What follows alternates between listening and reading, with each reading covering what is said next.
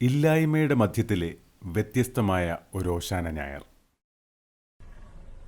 അരുണാചൽ പ്രദേശിലെ ചില ഗ്രാമപ്രദേശങ്ങൾ, അവിടുത്തെ ജീവിത രീതികളൊക്കെ കാണുക, മനസ്സിലാക്കുക എന്ന ഉദ്ദേശത്തോടു കൂടിയാണ് നാട്ടിൽ നിന്നും അരുണാചൽ പ്രദേശിൻ്റെ തലസ്ഥാനമായ ഇറ്റാനഗറിലും പിന്നീട് മെങ്കിയോയിലും എത്തിയത്.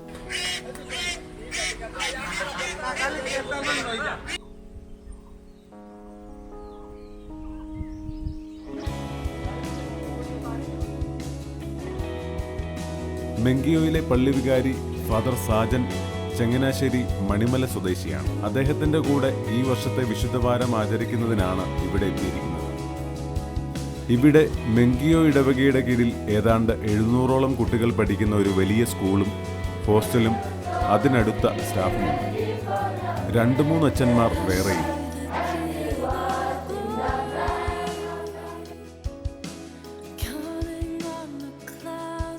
യാത്രാ സൗകര്യം തീരെയില്ലാത്തതിനാൽ മുഴുവൻ കുട്ടികളും ഹോസ്റ്റലിൽ നിന്നാണ് പഠിക്കുന്നത്. അതുകൊണ്ട് ഇപ്പോൾ പഠിച്ചു വരുന്ന കുട്ടികൾ ഒരു ഉയർന്ന നിലവാരത്തിലാണ് വളർന്നു വരുന്നത്.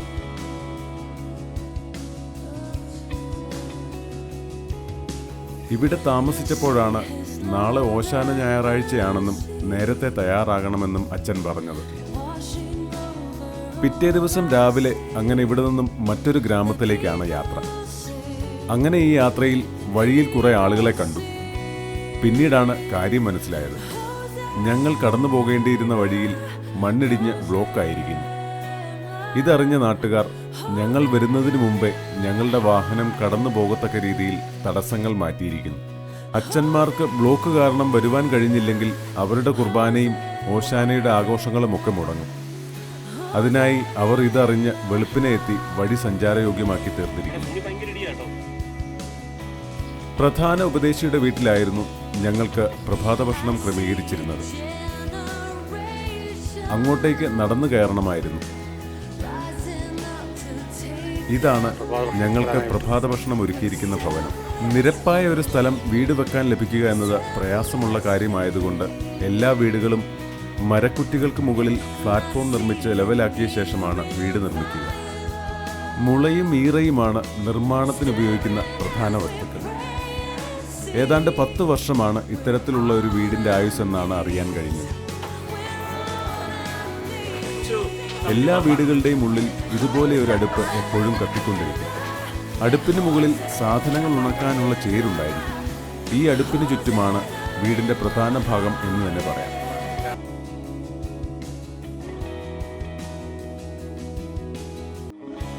തണുപ്പ് കാലത്ത് വീടിനുള്ളിൽ ചൂട് നിലനിർത്താനും എല്ലാവരും ഭക്ഷണം കഴിക്കുന്നതും കുടുംബകാര്യങ്ങൾ ചർച്ച ചെയ്യുന്നതും ഈ അടുപ്പിന് ചുറ്റും ഇരുന്നിട്ടാണ്. ചായയും ഭക്ഷണവും കഴിച്ചിട്ട് ഞങ്ങൾ ദേവാലയത്തിലെ ക്രമീകരണങ്ങൾ ചെയ്യുവാൻ അങ്ങോട്ടേക്ക് പോയി. ഒറ്റയ്ക്കും പെട്ടയ്ക്കുമൊക്കെയായി ആളുകൾ ദേവാലയത്തിലേക്ക് എത്തിക്കൊണ്ടിരിക്കുന്നു.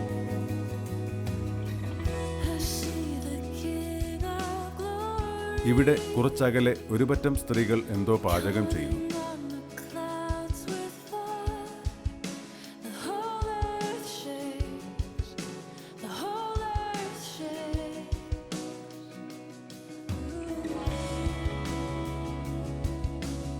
അൾത്താരയിലെ ക്രമീകരണങ്ങൾക്ക് ശേഷം ഞങ്ങൾ ഓല വെഞ്ചരിച്ചു കൊടുക്കാൻ നിശ്ചയിച്ച സ്ഥലത്തെത്തി. ധാരാളം ആളുകൾ അവിടെ സന്നിഹിതരായിട്ടുണ്ട്. പനയുടെ ഓലയോ മറ്റോ ആണെന്ന് തോന്നുന്നു. പ്രാദേശികമായി കിട്ടുന്ന വസ്തുക്കളാണല്ലോ അതാത് പ്രദേശങ്ങളിൽ ഉപയോഗിക്കുന്നത്.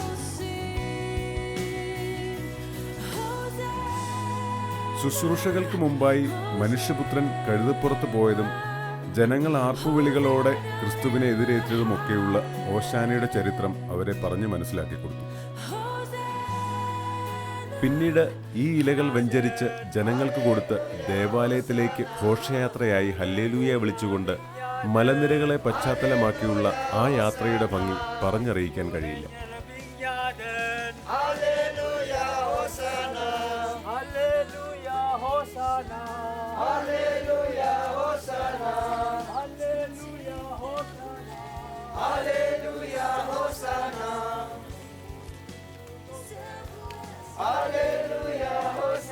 പരിഷ്കാരം ഒട്ടും മലിനമാക്കാത്ത ഒരു ജനത. അവരുടെ ജീവിത സാഹചര്യങ്ങളിൽ ഒരു കൃത്രിമത്വവും അവരെ ബാധിച്ചിട്ടില്ല.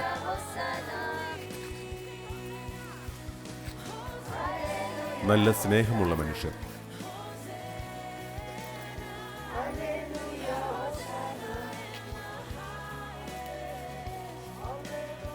ഇടയ്ക്ക് അവിടെ മേഞ്ഞു നടന്നിരുന്ന 2 മിഥുൻ ഈ ശബ്ദം കേട്ട് വിരണ്ടോടുന്നുണ്ടായിരുന്നു.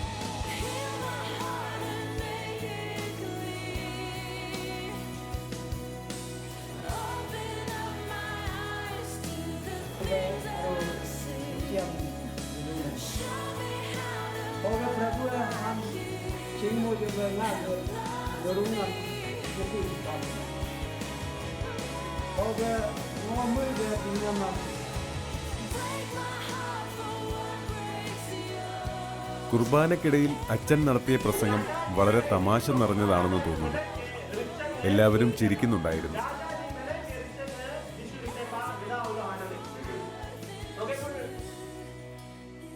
പ്രസംഗത്തിന് ശേഷം 2 കുട്ടികളുടെ മാമോദീസ നടക്കുന്നുണ്ടായിരുന്നു.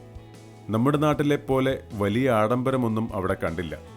എന്നാൽ ചടങ്ങുകളെല്ലാം സാധാരണ നിലയിൽ തന്നെയായിരുന്നു. തുടർന്ന് കുർബാന.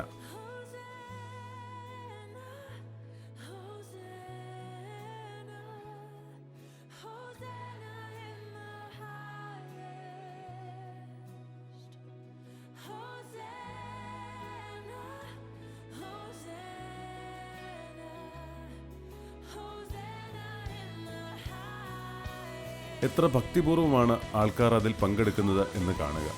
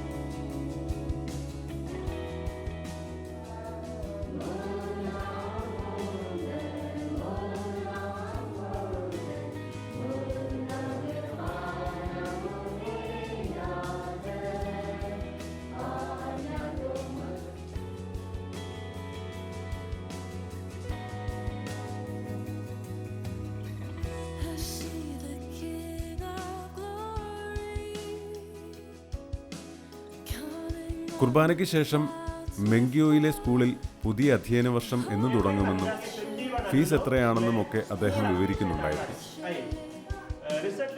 പിന്നീട് ഇവിടുത്തെ ഉപദേശി എന്തൊക്കെയോ അൾത്താരയിൽ നിന്ന് പറയുന്നുണ്ടായിരുന്നു. ഹാസ്യാത്മകമായ പറച്ചിലിൽ ആളുകളെ കയ്യിലെടുത്തുകൊണ്ടായിരുന്നു പ്രസംഗം. ആളുകൾ അതൊക്കെ ആസ്വദിക്കുകയും ചിരിക്കുകയും ചെയ്യുന്നുണ്ടായിരുന്നു. പിന്നീട് എൻ്റെ കൂടെ നാട്ടിൽ നിന്നും ഇവിടെ വിശുദ്ധ ഭാരത്തിന് സഹായിക്കാനെത്തിയ ഫാദർ ജോർജ് വല്ലയിലച്ഛനും എനിക്കും സാജനച്ഛനും അവർ ആദരവ് നൽകി.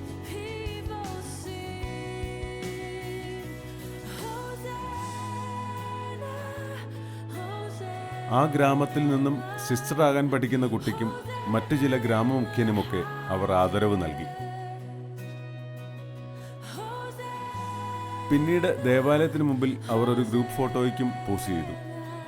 ഏതായാലും മറക്കാൻ കഴിയാത്ത ഒരു അനുഭവമാണ് ഞങ്ങൾക്ക് ഈ ദിവസം സമ്മാനിച്ചത്.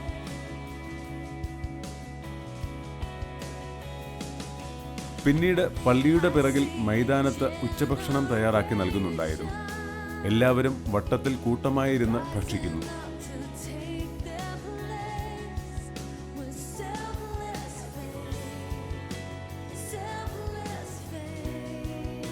അവരുടെ ഇരിപ്പും കഴിപ്പും തമാശ പറച്ചിലും ആ കൂട്ടായ്മ എത്ര ആഴത്തിലുള്ളതാണെന്ന് വിളിച്ചു പറയുന്നതായിരുന്നു.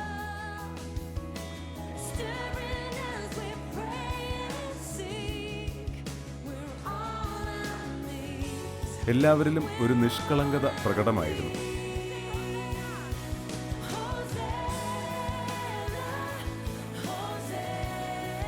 ആവശ്യക്കാർക്ക് രണ്ടാമതും കഴിക്കാൻ കൊടുക്കുന്നുണ്ടായിരുന്നു. എന്നാൽ നമ്മുടെ നാട്ടിലെ പോലെ വീട്ടിൽ കൊണ്ടുപോകാൻ എന്ന തരത്തിൽ പൊതി വാങ്ങുന്നത് കണ്ടില്ല. യാത്ര പറഞ്ഞ് ഒരിക്കൽ കൂടി ഒന്ന് തിരിഞ്ഞു നോക്കിയപ്പോൾ അവർ ഞങ്ങൾക്ക് ടാറ്റ തന്നുകൊണ്ടിരിക്കുകയായിരുന്നു.